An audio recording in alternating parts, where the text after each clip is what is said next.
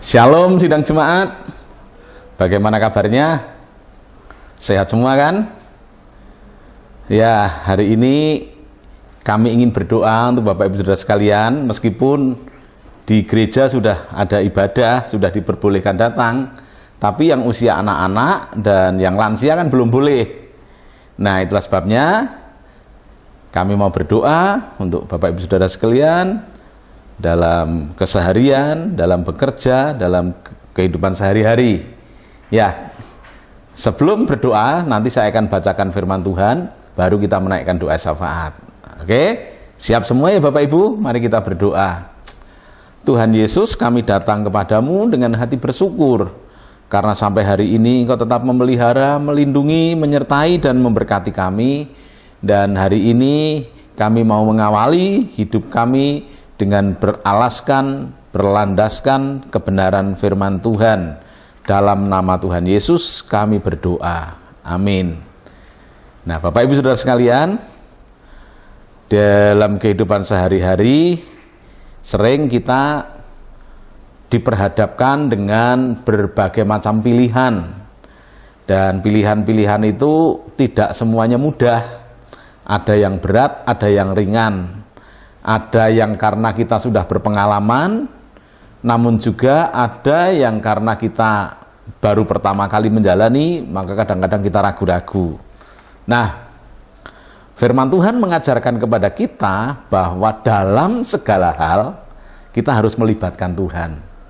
Coba kita baca di dalam Mazmur 127 ayat 1 dan 2. Mazmur 127 ayat 1 dan 2 berkata begini. Nyanyian ziarah Salomo. Jikalau bukan Tuhan yang membangun rumah, sia-sialah usaha orang yang membangunnya. Jikalau bukan Tuhan yang mengawal kota, sia-sialah pengawal berjaga-jaga. Yang ayat kedua, sia-sialah kamu bangun pagi-pagi dan duduk-duduk sampai jauh malam, dan makan roti yang diperoleh dengan susah payah, sebab Ia, Tuhan, memberikannya kepada yang dicintainya pada waktu tidur. Nah, Bapak Ibu Saudara sekalian, melalui ayat ini Raja Salomo ingin mengatakan bahwa hal-hal yang sekuler maupun yang rohani, hal-hal yang duniawi maupun yang rohani, itu tidak harus melibatkan Tuhan. Karena di dalam ayat itu dikatakan, sia-sialah ketika kita membangun rumah tanpa melibatkan Tuhan. Sia-sialah kita mengawal kota tanpa melibatkan Tuhan. Bahkan dikatakan sia-sia kita makan, kita bekerja tanpa melibatkan Tuhan. Nah, artinya apa? Yang rohani jelas-jelas butuh Tuhan, butuh melibatkan Tuhan. Yang jasmaniah, yang sekuler, itu juga membutuhkan bantuan atau pertolongan Tuhan. Nah, jadi dalam hal ini iman kita harus diterapkan dalam segala segi kehidupan. Karya usaha di dalam pekerjaan sehari-hari, bekerja di sawah, di ladang, di pasar, di toko, itu kan pengalaman kita sehari-hari. Tapi kalau tidak melibatkan Tuhan, hasilnya pun menjadi sia-sia. Apalagi hal-hal yang bersifat rohani, yang kita tidak mengerti apa yang akan terjadi besok. Kesehatan kita seperti apa, usaha kita ke depannya seperti apa, masa depan anak-anak kita seperti apa, kita nggak ngerti. Nah, ketika kita berjuang untuk menyukseskan hal-hal itu, maka libatkanlah Tuhan. Karena dikatakan, sia-sialah orang membangun rumah, sia-sialah orang berjaga-jaga tanpa menyertakan Tuhan. Sia-sia kita bekerja dari pagi sampai malam, makan roti dengan hasil jelih payah kalau kita tidak melibatkan Tuhan. Nah, itulah sebabnya Tuhan rindu agar kita mempercayakan seluruh hidup kita itu kepada Dia.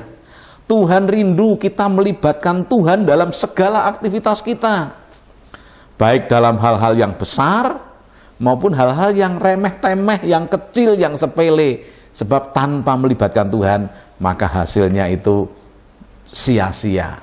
Nah, itulah sebabnya pada kesempatan ini, mari seluruh kehidupan kita serahkan kepada Tuhan. Kesehatan kita, warung kita, usaha pekerjaan kita, sawah ladang kita, semua kita libatkan Tuhan untuk terlibat di dalamnya, maka semua berkat yang kita peroleh dapat kita nikmati dengan penuh sukacita dan damai sejahtera. Tuhan memberkati kita semua. Mari kita berdoa.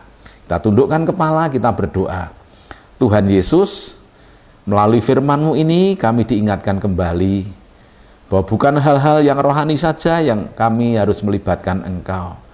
Tetapi dalam keseharian kami, meskipun kami sudah berpengalaman di dalam dunia kami, pekerjaan kami, aktivitas kami, tapi tanpa melibatkan Engkau semuanya sia-sia. Untuk itu kami serahkan hidup kami, keluarga kami, rumah tangga kami, sawah ladang kami, hewan ternak kami, dan seluruh pekerjaan yang kami kerjakan. Kiranya Tuhan ikut bekerja di dalamnya, Tuhan membantu kami untuk dapat mengatasi segala persoalan, Tuhan membantu kami untuk kami dapat mengambil keputusan yang baik, supaya apa yang dikerjakan oleh kami dan keluarga kami mendatangkan kebaikan, mendatangkan kesejahteraan, mendatangkan kedamaian dan berkat yang melimpah. Terima kasih Tuhan, berkati kesehatan kami, berkati juga keluarga kami yang saat ini sakit, yang sedang dalam kesulitan ekonomi, yang sedang mencari pekerjaan, yang sedang